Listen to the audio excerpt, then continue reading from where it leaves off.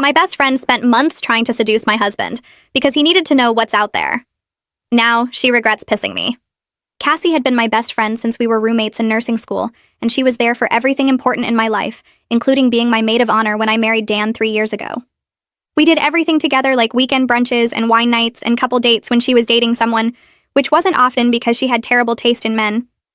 Dan always said he was glad I had such a good friend, and would cook extra food when she came over because he knew she lived on takeout. Everything was perfect until about 6 months ago, when Cassie broke up with her latest disaster boyfriend, who'd been cheating with his ex the whole time. I was there for her like always, bringing ice cream and letting her cry on my couch for weeks.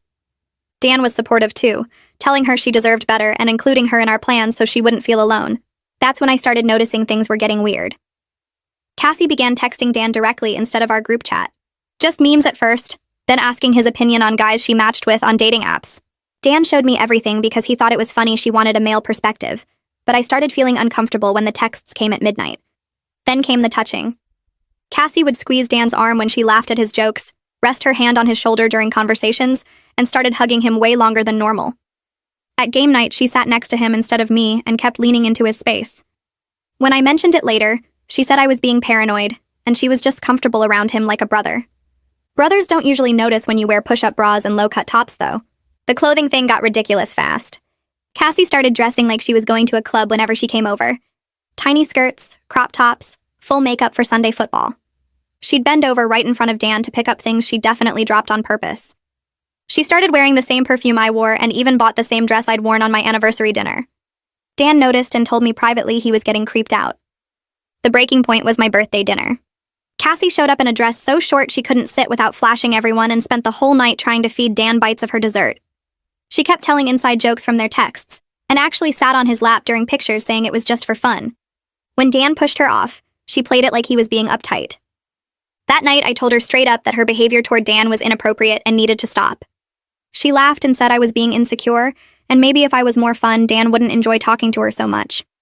She actually said Dan probably liked having a friend who wasn't so boring and uptight. Then she said married men need female friends to remind them what's out there. I wanted to punch her, but instead I got creative. First, I started including my other friend Rachel in everything. Rachel was single, gorgeous, and actually respectful. Every time Cassie texted about hanging out, I'd invite Rachel too. Cassie hated not being the only single friend around, and Rachel naturally got all the attention Cassie was used to getting. Dan and I would praise Rachel constantly about her job, her apartment, her dating stories, while Cassie sat there steaming. Then I helped Cassie with her dating apps, but with some adjustments. I encouraged her to match with every guy who seemed interested and set up multiple dates every week. I'd help her get ready and hype her up, then text asking for updates every 30 minutes during the dates. When she didn't respond immediately, I'd call the restaurant to check if she was okay. The guys thought she had a stalker friend and usually bailed early. But the masterpiece was introducing Cassie to Dan's coworker, Luke. Luke was attractive, successful, and extremely clingy with women. I told Luke that Cassie loved attention and had mentioned she thought possessive guys were romantic. I told Cassie that Luke was shy and needed someone to really pursue him.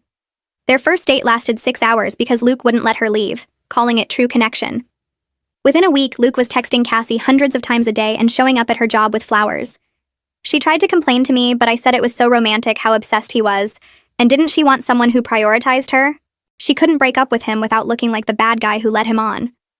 While Cassie dealt with Luke, I made sure she knew how great my marriage was. Requested Reds is on Spotify now. Check out link in the description or comments. I started posting about Dan constantly on social media. Every date night got documented with photos of us laughing over dinner. Every inside joke became a public caption. Every sweet thing he did for me got shared where Cassie would definitely see it. I knew she checked my posts because the view counts went up within minutes, but her comments got fewer and fewer until they stopped completely. Dan thought it was weird how much I was suddenly sharing online since I'd never been that type before, but I told him I just wanted to remember the good times. What I really wanted was for Cassie to see exactly what she couldn't have, while Luke sent her his 200th text of the day, asking what she was doing and if she missed him yet. The silence from her end felt better than any response could have.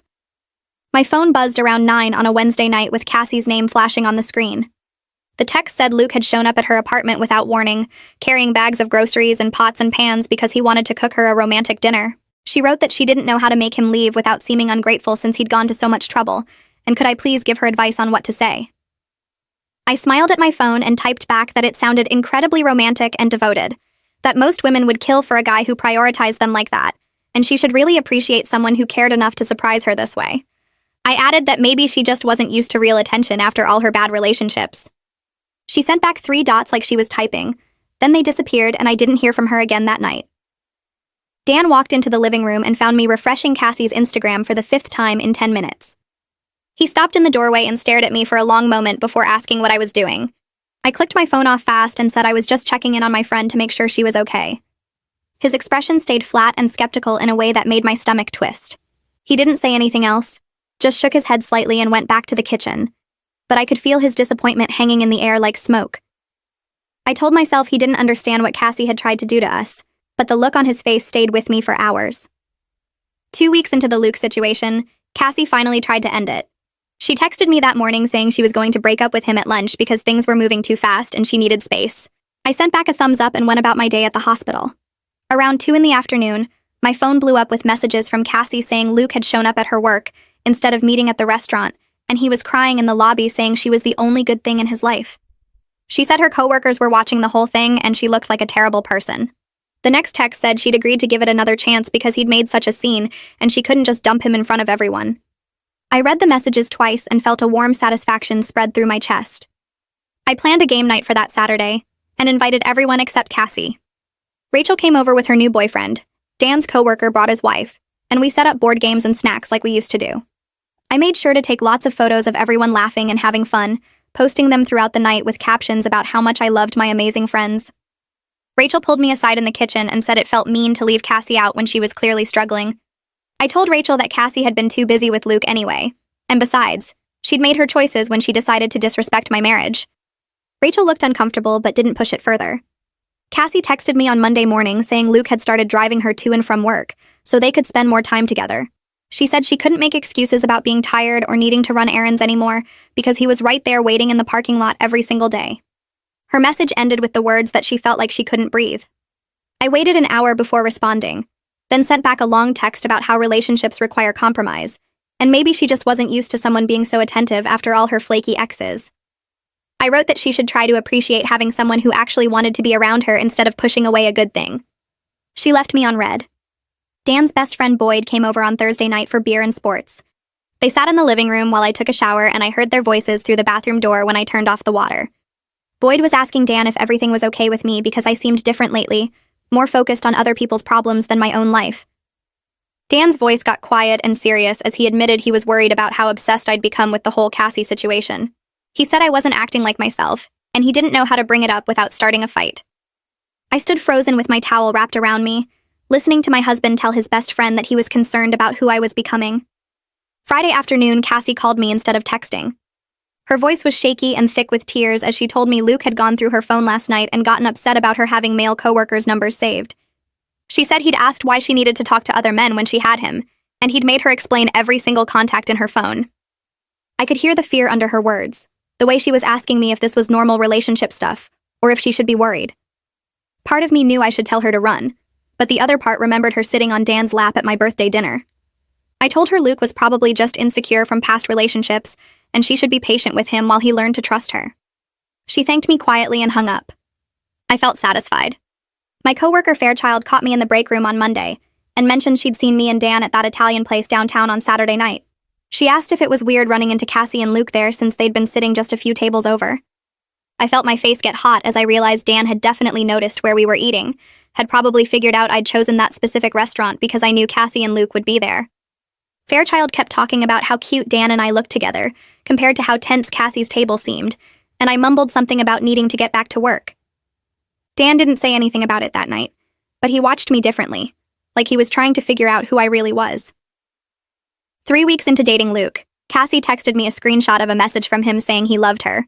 She wrote that when she didn't say it back right away, he'd gotten really quiet and weird for the past few days. She asked if she was being unreasonable for not feeling the same way yet, if something was wrong with her for not knowing after such a short time. I could have told her that 3 weeks was way too fast and his reaction was manipulative, but instead I typed back that some people just know faster than others, and maybe she should think about why she was so scared of commitment. I added that after all her failed relationships, maybe her instincts about love weren't that reliable anyway. She didn't respond for hours, and when she finally did, it was just a simple okay. That Tuesday night, Dan made spaghetti with his homemade sauce, and we ate at the kitchen table like normal. He asked about my shift at the hospital, and I told him about the patient in room 304 who kept pulling out his IV. We cleared the dishes together, and I was rinsing plates when Dan turned off the water and stood there looking at me. He said we needed to talk about Cassie and what I'd been doing. I felt my stomach drop, but I kept my face blank and said I didn't know what he meant. Dan's jaw tightened, and he said he'd been watching me for weeks now, watching me post constantly about us, watching me check my phone every 5 minutes to see if Cassie had responded, watching me plan things specifically to make her feel bad. He said this wasn't like me, and he was uncomfortable with how far I was taking everything. I put down the plate and turned to face him fully, feeling heat rise in my chest. I told him Cassie deserved everything she was getting after what she'd tried to do to our marriage, after she sat on his lap at my birthday dinner and told me married men needed to know what was out there. Dan's face didn't change, and he said that didn't make it okay for me to become someone who deliberately hurt people. He said when he married me, he married someone kind and genuine, not someone who manipulated situations to cause pain. The way he looked at me made something cold settle in my gut, because I could see he was seeing a stranger standing in our kitchen. I didn't text Cassie for 2 days after that, and she didn't text me either. On Wednesday, I sent her a funny meme about bad hospital patients, and she left me on red. Thursday morning, I sent her a photo of a dress I was thinking about buying and asked her opinion. Red receipt showed she'd seen it, but no response came through. By Thursday night, I was checking my phone every 10 minutes, scrolling back through our message history to see if I'd missed something. This wasn't how it was supposed to work. She was supposed to be miserable and reaching out to me, not ignoring me completely. Friday afternoon, my phone finally buzzed with her name, and I grabbed it so fast I almost dropped it. Her message said Luke needed a lot of her attention right now, and she'd catch up with me later, maybe next week sometime. I stared at those words feeling panic instead of victory, because I was losing control of the whole situation. Saturday morning, I drove to Cassie's apartment without calling first. I knocked 3 times before she opened the door, and when she did, I barely recognized her. She'd lost weight and had dark circles under her eyes, and her hair was pulled back in a messy bun. She looked surprised to see me but stepped back to let me in. Luke was sitting on her couch with his arms stretched across the back cushions like he owned the place. He glanced at me but didn't smile or say hello, just turned his attention back to the TV. Cassie gestured toward the other chair and I sat down, trying to catch her eye. I asked how she was doing and she opened her mouth to answer, but Luke cut in saying they were doing great, spending lots of quality time together. Cassie's smile looked forced, and I noticed how she kept her body angled toward Luke like she was monitoring his reactions. I tried asking about her work, and Luke interrupted again to say she'd been so busy lately, that's why she hadn't been responding to people. The way he said people made it clear he meant me specifically. Every time Cassie started to speak, Luke would add something or correct her or finish her sentence. I watched this pattern repeat 4 times in 10 minutes, and realized the monster I'd created was so much worse than I'd intended. Cassie stood up and asked if I wanted some water. I said yes, even though I wasn't thirsty, because I wanted to see if she'd go to the kitchen alone. She did, and Luke immediately got up to follow her. I heard their voices in the other room, and Luke's tone was tight and controlled. He was asking who I was and why I was really there. Cassie's voice sounded nervous as she explained I was her best friend from nursing school. Luke said he thought he was her best friend now. The way he said it made chills run down my spine because there was possession in those words, not affection. Cassie tried to laugh it off, saying people could have multiple friends, but Luke kept pushing, asking why she needed other friends when she had him. I heard her say something about female friendships being different, and Luke went quiet in a way that felt dangerous. They came back into the living room and Cassie handed me the water with shaking hands. I stayed for 15 more minutes watching Luke touch her arm and her shoulder and her knee, watching her flinch slightly each time but paced on a smile. When I said I needed to go, Luke didn't get up or say goodbye, just kept his eyes on the TV like I'd already stopped existing. I sat in my car in Cassie's parking lot for 20 minutes with my hands gripping the steering wheel. My heart was pounding and I felt genuinely scared for her safety instead of smugly satisfied about my revenge working.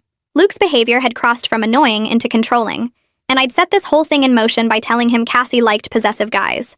I'd painted a target on her back and handed him the ammunition, the way he'd followed her into the kitchen, the way he'd monitored every word she said, the way he'd talked about being her best friend like he was replacing everyone else in her life. This wasn't just clingy anymore. This was dangerous. I started my car and drove home with my stomach churning because I'd wanted Cassie to suffer, but not like this. Not with someone who might actually hurt her. Dan was reading in bed when I got home around midnight. I stood in the doorway staring at my phone screen showing Cassie's last message. Dan put down his book and asked what was wrong. The words came out before I could stop them. I told him I'd manipulated Luke into pursuing Cassie by telling him she liked possessive guys. I told him I'd encouraged Cassie to pursue Luke by saying he was shy. I told him I'd set the whole thing up as revenge, and now I was worried Luke might actually be dangerous. Dan's face went through 3 distinct expressions. First shock with his eyes widening, then disappointment with his mouth pulling down at the corners, then anger with his jaw clenching tight. He didn't say anything for a long moment, and then he got up and walked past me into the hallway. I heard the guest room door close and the lock click into place. Morning light came through the bedroom window, and I hadn't slept at all.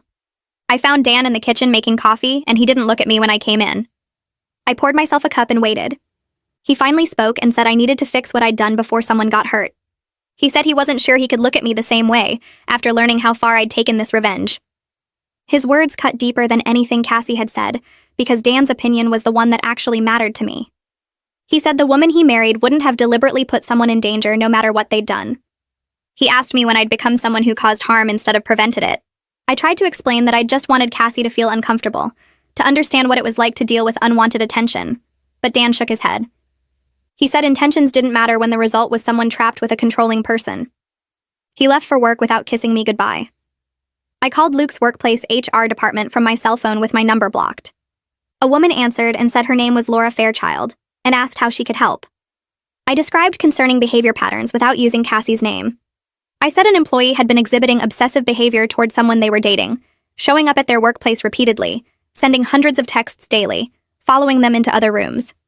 Laura asked for the employee's name, and I gave her Luke's full name and department. She said they'd look into it and asked if I wanted to leave my contact information. I said no, and hung up. I knew it wasn't enough to actually separate them since they were dating outside work, and HR couldn't control what happened in their personal lives. My phone buzzed Tuesday afternoon with a photo from Cassie. The image showed a massive flower arrangement on her desk at work, roses and lilies and orchids arranged in an expensive vase. The card was visible in the photo and read, "I can't imagine life without you," in Luke's handwriting. Below the photo, Cassie had typed that she was scared to break up with him now. I stared at those words, feeling the full weight of what I'd done. This wasn't inconvenience anymore. This was actual fear. I'd wanted revenge and gotten it, but the cost was watching my best friend since nursing school become trapped with someone I'd deliberately aimed at her. Thursday morning, I texted Cassie asking to meet for coffee without telling Luke. She agreed, and we met at the place near the hospital where we used to go after our shifts. She looked even more tired than she had on Saturday, and her hands shook slightly when she picked up her cup. I asked her directly how things were going with Luke. She stared into her coffee and admitted she'd been trying to end things for weeks, but he always talked her out of it or made her feel guilty. She said every time she brought up breaking up, he'd cry and say she was the only good thing in his life. She said he'd started talking about moving in together and meeting each other's families, and she didn't know how to make it stop. She looked at me with desperate eyes and asked how she'd gotten here, how she'd ended up trapped with someone after only a few weeks of dating. I wanted to tell her the truth about my role, but the words stuck in my throat because saying them out loud would mean admitting what I'd become. I sat there frozen, unable to form the words that would tell her how I'd destroyed her life on purpose. Dan came home from work that evening and found me still at the kitchen table staring at my phone. He asked what was wrong, and I showed him the text from Cassie about being scared of Luke. His face went hard in a way I'd never seen before, and he sat down across from me. "We needed to fix this right now," he said. "Not tomorrow or next week, but tonight." He pulled out his laptop and started searching for resources about leaving controlling relationships, while I sat there feeling like the worst person alive. We found websites about safety planning and organizations that helped people escape unhealthy situations. Dan made a list of steps Cassie would need to take and asked me to call her right then. I dialed her number with shaking hands and asked if she could come over without telling Luke where she was going. She arrived 20 minutes later, looking over her shoulder as she walked up our driveway. Dan made coffee while I tried to figure out how to start this conversation. Cassie sat on our couch picking at her fingernails and said Luke had been texting her every 5 minutes asking where she was. Dan brought the coffee and sat down in the chair across from us instead of next to me like he usually did. I took a breath and told Cassie I needed to confess something terrible. The words came out in a rush about how I'd set her up with Luke on purpose, how I'd told him she liked possessive guys, how I'd encouraged her to pursue him when he was actually dangerous. Her face went through so many expressions I couldn't track them all. Confusion first, then understanding, then this look of total betrayal that made me want to disappear. She asked why I would do that to her after everything we'd been through together. I admitted I wanted revenge for what she'd done with Dan, for the touching and the texting and the sitting on his lap. She sat back against the couch cushions and laughed this bitter sound that wasn't really a laugh at all. "At least now she knew we were both capable of hurting each other," she said, and there was something almost relieved in her voice, like she'd been waiting for me to prove I was just as bad. Dan cleared his throat and said we could deal with blame later, but right now we needed to get Cassie away from Luke safely. He showed her the resources we'd found and explained that breaking up with someone like Luke required a plan. Cassie looked at the laptop screen and started crying, real tears that made her mascara run down her cheeks. She said she didn't know how to get out because Luke always knew where she was and what she was doing. Dan suggested we contact a therapist who worked with people leaving controlling relationships. He'd found someone named Miriam Holt, who had good reviews and specialized in this exact situation. Cassie agreed to call her the next morning, and Dan offered to go with her to the first appointment if she wanted. I felt like an observer in my own living room watching my husband be the person I should have been. The next day, Cassie met with Miriam and came back to our house afterward to tell us what happened. Miriam had taken her seriously right away and started working on a safety plan. She would see Cassie twice a week and help her prepare for the breakup. The plan included having people present when it happened, blocking all of Luke's contact information immediately after, and documenting everything in case she needed a restraining order. Cassie looked scared, but also determined in a way I hadn't seen since nursing school when we'd studied for our licensing exams together. Over the next 2 weeks, Miriam helped Cassie practice what she would say and prepare for Luke's likely reactions. Dan and I agreed to be at a nearby table during the breakup for safety. Cassie chose a busy restaurant downtown where there would be lots of witnesses. The night came faster than I wanted it to. We got there early and sat at a table where we could see Cassie's booth but weren't obvious. Luke arrived first, and I watched him check his phone repeatedly while he waited. Cassie walked in 10 minutes later, and I could see her hands shaking from across the restaurant. They ordered drinks, and Cassie started talking. I couldn't hear the words, but I could see Luke's face change from confused to upset to angry. His voice got louder, and people at nearby tables started looking over. Cassie stood up to leave, and Luke grabbed her wrist. Dan was out of his seat before I could move. He walked over and told Luke to let go of Cassie's arm. Luke released her, but started crying these loud sobs that made everyone stare. He was saying things about how Cassie was his whole life, and he couldn't live without her. The restaurant manager came over and asked if everything was okay. Cassie said she was leaving, and Luke needed to stay away from her. Luke tried to follow her out, and the manager blocked his path while calling for other staff members. They ended up having to physically escort Luke out through the kitchen entrance while he shouted Cassie's name. We took Cassie back to our house where she sat on the couch shaking and crying. She'd done it, but she looked broken by the experience. The next morning, Luke started texting from different numbers. Cassie blocked each one as they appeared, but they kept coming. He sent emails and tried to contact her through social media, and even created fake accounts to get around her blocks. Miriam told her to save everything and document every attempt at contact. Luke showed up at Cassie's work 3 days later with flowers and a letter. Her boss had to threaten to call the police before he left. Miriam helped Cassie file for a restraining order, and we went with her to the courthouse. The legal process took weeks of paperwork and waiting for court dates. Luke contested the order, and Cassie had to stand in front of a judge and explain why she was afraid of him. She brought all the texts and emails and documented visits. The judge granted the temporary order and set a hearing date for the permanent one. Luke violated the order twice before the hearing, once by showing up at Cassie's apartment building, and once by sending a letter through a friend. Each violation got added to the case file. The day of the final hearing arrived, and Cassie was so nervous she threw up in the courthouse bathroom. Dan and I sat behind her in the courtroom while she testified about Luke's behavior. Luke's lawyer tried to make it sound like she'd led him on and then changed her mind. The judge cut him off and said the evidence was clear. The permanent restraining order was approved. Cassie walked out of the courthouse and started crying again, but this time from relief. 2 months passed before Cassie and I met for coffee at the place near the hospital where we used to go after our shifts. We sat across from each other, and both of us seemed careful with our words. She asked how things were with Dan, and I said we were working on it. I asked how her therapy was going, and she said Miriam was helping her understand why she'd been vulnerable to Luke in the first place. The conversation felt stiff and awkward, like we were strangers trying to be polite. Cassie finally said she didn't know if we could be friends the way we used to be. I agreed and said maybe we could be something different eventually, but we both needed time. She nodded, and we sat in silence for a while. Before she left, she told me she was sorry for what she'd done with Dan, and she understood why I'd been angry. I told her I was sorry for setting her up with Luke, and I'd never forgive myself for putting her in danger. We hugged briefly, and it felt like saying goodbye to someone I used to know. Dan and I started couples therapy the next week. Our therapist asked us both why we were there, and I had to admit what I'd done to Cassie. Dan told the therapist he was struggling with seeing me as both the person he loved and someone who could deliberately cause harm. The therapist helped us talk through what my revenge had revealed about my character. Dan said he'd always thought of me as someone who helped people because I was a nurse, and that's what nurses do. Finding out I could be manipulative and cruel had shaken how he saw me. I tried to explain that I'd felt betrayed and wanted Cassie to hurt the way she'd hurt me. The therapist asked if getting revenge had made me feel better. I admitted it hadn't, and actually I felt worse than before.